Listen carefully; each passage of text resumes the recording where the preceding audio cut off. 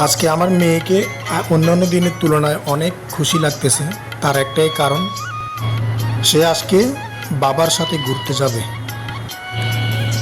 আজকে বিশেষ একটা দিন, আর এই বিশেষ দিন উপলক্ষে অফিস একদিনের ছুটি দিয়েছে।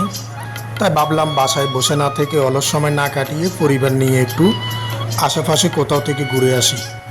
তাই একটু সকাল সকাল বের হয়ে গেলাম। রাস্তা বের হতেই দেখলাম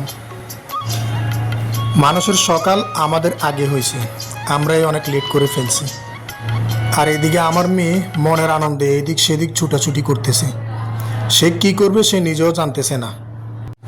বর্তমান জেনারেশনটা আমাদের মতো না, আমাদের দিনটাই ছিল একরকম। বিশেষ করে আমি যখন ছোট ছিলাম তখন তো আমি বাবাকে তেমন একটা পেতাম না, কারণ বাবা চাকরি করতে শহরে থাকতো আর আমি মার সাথে গ্রামে থাকতাম। তো বিশেষ করে গ্রামে মাঝে মধ্যে অনেক রকমের মেলা হয়। আমার বাবার আয় রোজগার খুব একটা ভালো ছিল না, কোনো রকম দিন আনির দিন খেত। আর এই জন্য ছোটবেলা আমার অনেক রকমের স্বাদ আহ্লাদে পূরণ করতে পারিনি, যেহেতু বাবা গরিব ছিল। এক বছর এক রমজানের আগে আমার বাবা হঠাৎ করে অসুস্থ হয়ে গেছে। তো রমজান মাসে পুরো মাস কাজ করতে পারে নাই, আর আমার বাবা রোজ হাজিরা হিসেবে কাজ করত। তো সে তুলনায় বাবা অসুস্থ, ওষুধপাতি, হসপিটালের খরচপাতি, মানে খুবই একটা যাতা অবস্থা। সামনে ঈদ, পরিবারের সবাই বাবাকে নিয়ে টেনশন থাকলো। আমি যেহেতু ছোট ছিলাম এগুলো তেমন একটা বুঝতাম না। আমি টেনশনে ছিলাম আমার বাবা আমার জন্য নতুন জামা কাপড় আনতে পারবে কি না। তো সেই বছর আমি একটা পুরান লুঙ্গি দিয়ে ঈদ করছি। এটা আমার জীবনে একটা স্মরণীয় ঘটনা হয়ে থাকবে।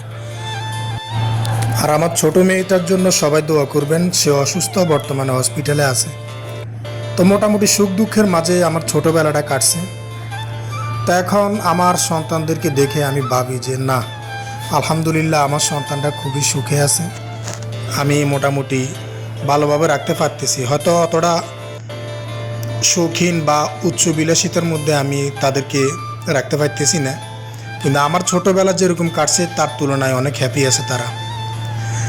আর একটা ছবি আপনারা দেখছেন, এটা আমার ছোট মেয়েটা আজকে 4 মাস থেকে অসুস্থ, হসপিটালে চিকিৎসাধীন অবস্থায় আছে। মেয়েটার জন্য সকলে দোয়া করবেন।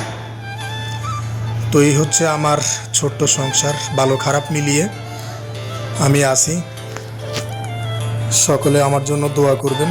আর এ হচ্ছে আমার ফ্যামিলি অ্যালবাম।